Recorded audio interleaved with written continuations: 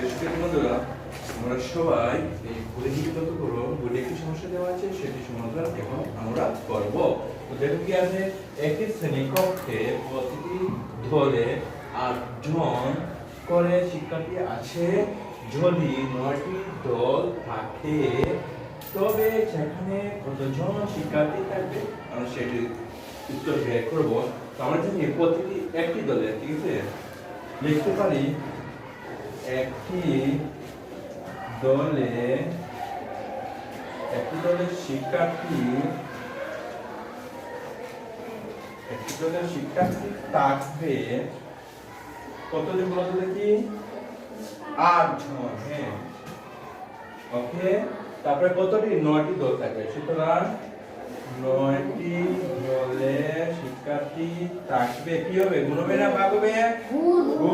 8 গুণ 9। Thank you.